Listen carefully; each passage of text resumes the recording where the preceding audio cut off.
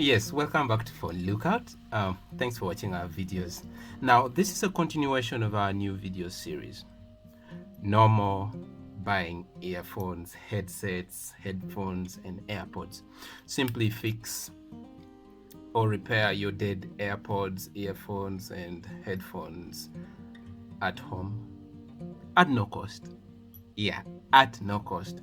And right now, this is episode 3, the speaker or the earphone speaker. The earphone speaker. This is the earphone speakers, but of course they are inside. So this is how it looks like when it is outside. That is the functional speaker. Okay, it's a bit attracted to that magnet. Now, for the sake of this video, I'm going to use the scaled up version of the speaker, which is this, the loudspeaker, to help you understand how the speaker operates. Now, this has been scaled up to that, and that's what we are going to use. So I'll use the loudspeaker as a scaled up model of the earphone speaker for the sake of visualization. And I will teach you the loudspeaker the way I learned it. First, I encountered it as an infant, tinkered with it a bit, got to break it apart before I even understood the physics, and later on strove to find out how this thing actually works. So that's how I'm going to structure today's video. So let's just break down the speaker and see how it actually looks like before we even get into how it functions. So I am going to turn it upside up. Okay, that's how this other one would have looked, this small one right there. This yes. So let's now focus on the scaled up model of the small one and use it to understand greatly how the loudspeaker actually works. And I am hoping I have captured it in the entire frame, and if it's not being seen in the entire frame, please bear with me. So right now, first of all, we will have to get this off. Now I already tore this apart, so it's in parts, so I'm just going to like pick it apart, but this is glued here, and this is the dust cap.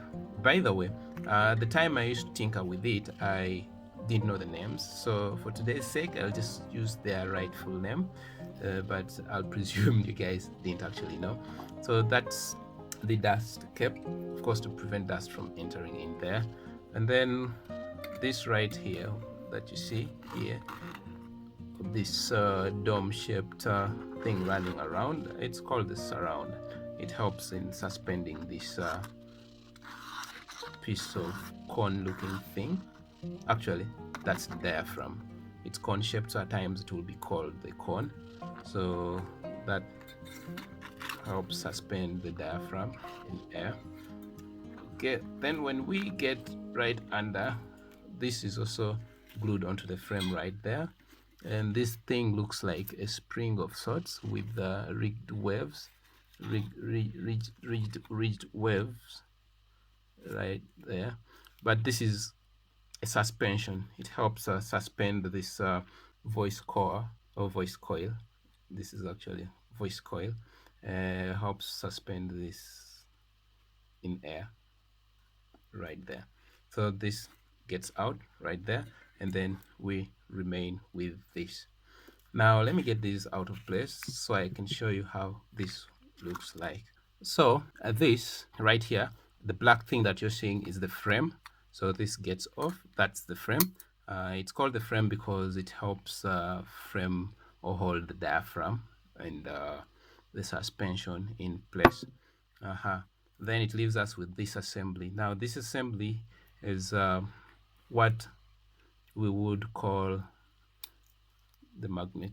So that bottom side gets off like that, and then the magnet gets up, and then we have something like that. This fits into that, that combines with that, and then that is mounted onto that, and then the cone or diaphragm assembly comes in right there. So let me just assemble it for you and see. That's that. Then this comes here. They are actually always tightly glued. Wow, that's a strong magnetic field. Okay, like that. Then this sits in right there. And then this comes and sits in right here, right there to the hole. Paying keen attention, but not these two wires. These two wires actually come and each connect onto this, this being the positive terminal and that the negative terminal. So these are soldered onto that and that onto that. So this sits in like that, and that's how your speaker looks when it is assembled. Now if we cut, okay, let me hold it like this.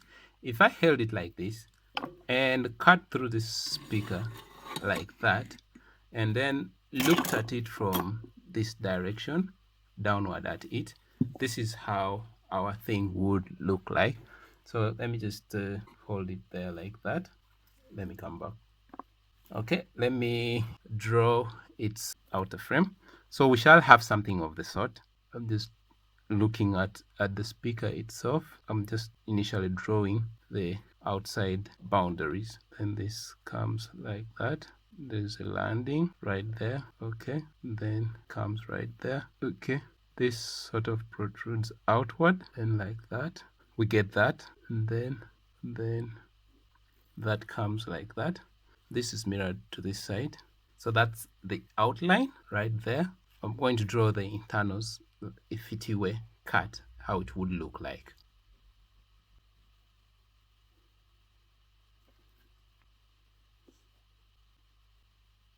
Yeah, don't mind my awful quietness.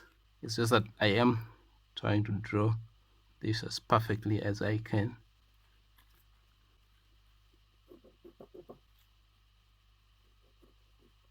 I have run out of ink. Let me get another pen.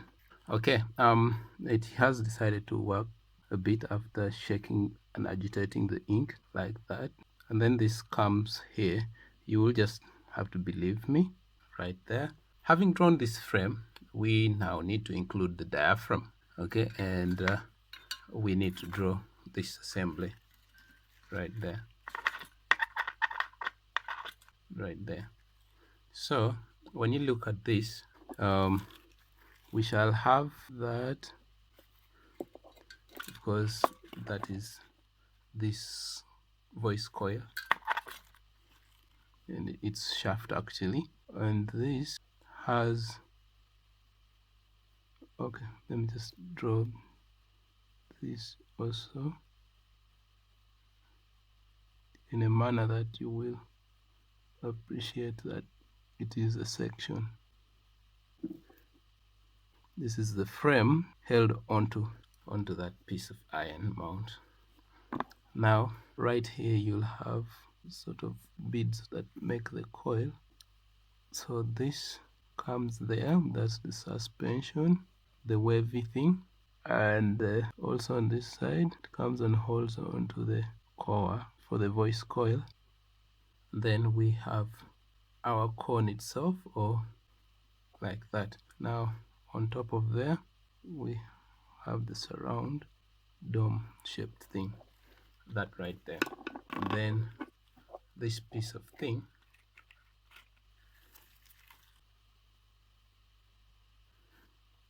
okay, so right now this is how this speaker would look like if we cut it along this section.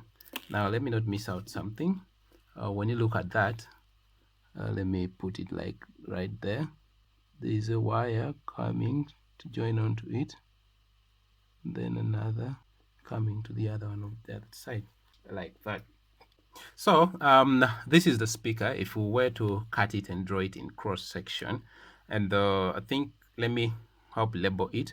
Now this right here, this right there, that is the surround, right? And this right here is the diaphragm, and it's cone shaped. So you'll find some people calling it the cone. I don't know whether that is fortunate or unfortunate. This right here that you're seeing here, let me just put arrows to them so you distinguish them from distinguish the label lines from the structure. So this is dust cap to prevent dust from entering that shaft. I do not know whether you can see that, but that right there, that's the suspension. Okay, after the suspension, now this that you see right here, that right there is the voice core or voice coil. After the voice coil, we have the pole piece, and without forgetting, that there is actually the frame. Now there's a major component there, that's the magnet. Okay, then I'm going to just call this the lead, the point at which you connect your power or supply. Since there are two, I'll call them leads. I believe I have named all of them. So for just the dust cap that you're seeing right there is this. That's the dust cap. This that you see right here is the surround. This is how to helps to suspend the diaphragm right there. That's the diaphragm. The leads are right here. Those are the leads right there, and these help big power or send power into the voice coils, which we'll see in a bit. Now the suspension, when we pick this out, you'll see that this is the suspension, that spring-like thing with waves. Those waves are to give it a springing effect. So those help suspend the voice coil in between the magnet and the pole piece. So that is the suspension right there. And then we have ourselves the voice coil, which is that's the voice coil.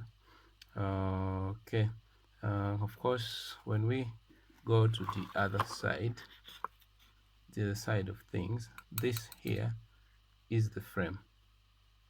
That black thing that I'm holding onto, that's the frame. It helps to frame up this in position. Okay, now I think we might also need to look at okay, right there. Now this right here is that pole piece right here. I think you can see the resemblance from the cross-sectional view. That's it. When we remove that, we have ourselves the magnet. This is the magnet right there. This is the magnet. Of course, when you cut it like along this, you will see it looking like this, because you'll just be seeing that point. So that is the magnet there. You will have this as another iron pole piece right there.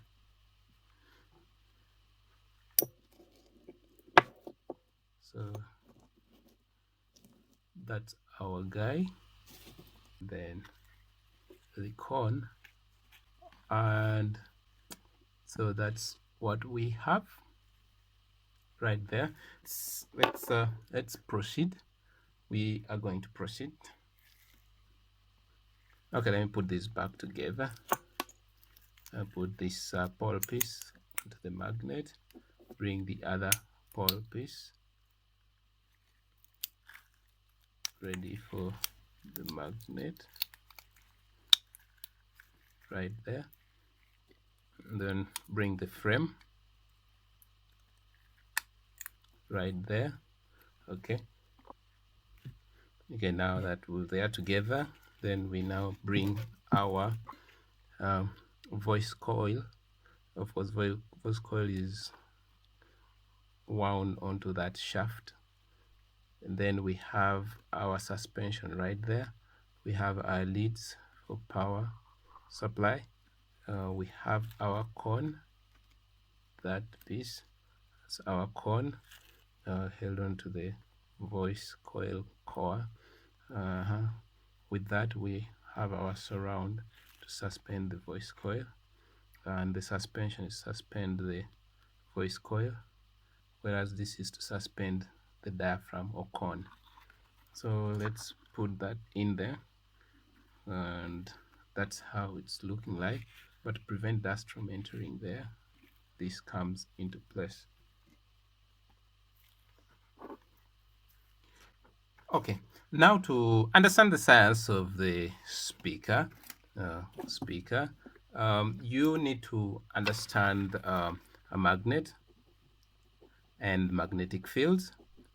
Yes, you need to understand magnets and magnetic fields. You need to know about conductors carrying current, and then you need to know about force exerted by an existing magnetic field on a conductor carrying current, and the resulting motion, of course. Now, you also have to know that sound is simply a set of compressions and rarefactions of air or transmitting medium. To understand a loudspeaker, you need to know a magnet and the magnetic field.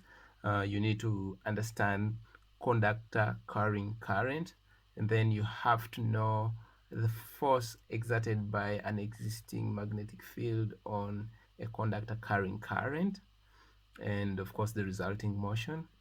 Yes, you have to know that sound is simply a set of compressions and rarefactions of air or the medium that is transmitting.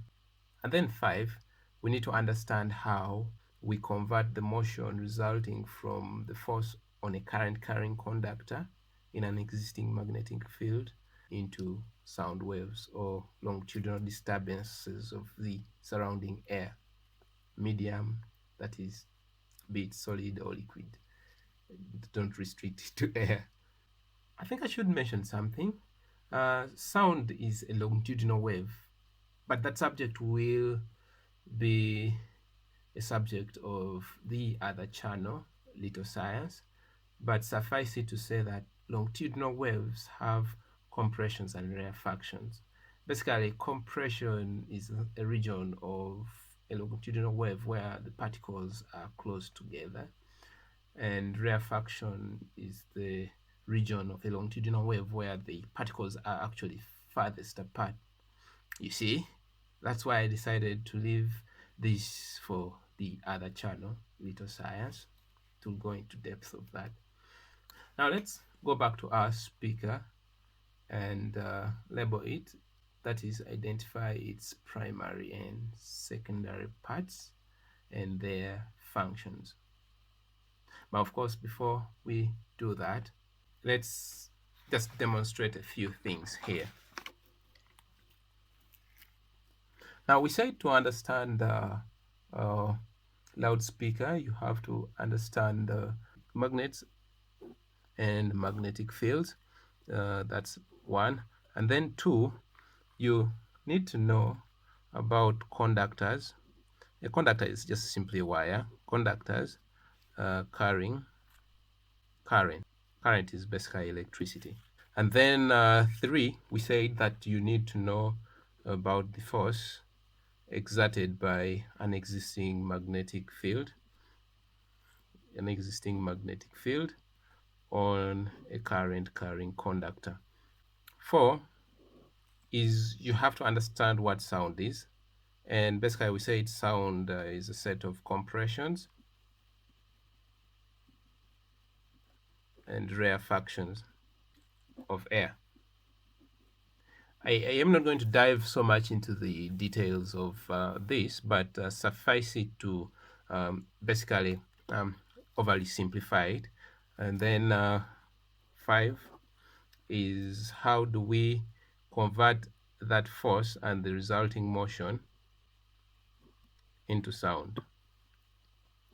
So first we have a magnetic field, then secondly we have to know about conductors carrying current, then thirdly we need to know that there is a force on a current carrying conductor that is in a magnetic field, and that produces a motion. And then we have to know that sound is compression and rarefaction of air. Now, how do we convert this force and motion into sound? Okay, so let's just for a moment come over here. So whenever you have a magnet, two magnets. Now the science of the speaker: to understand the loudspeaker, you need to know one, magnets and magnetic fields. Yes, magnets and magnetic fields. And then two, you have to know about conductors carrying current. So conductors carrying current. Three, you need to know about force exerted by, did I write force exerted by magnetic field on a current carrying conductor? Yeah. So first you have a magnetic field. In other words, you have magnets, understand magnetic fields. Then you need to know about conductors carrying current, and then you need to know the force that a magnetic field exerts on a conductor carrying current. And then the fourth thing you need to know is about sound, which are simply compressions and rarefactions of air. I'm using air as a medium. Now 5 is how do we, of course, when this force exerted by a magnetic field on a current carrying conductor, motion is produced. So how do we convert this motion into sound, right?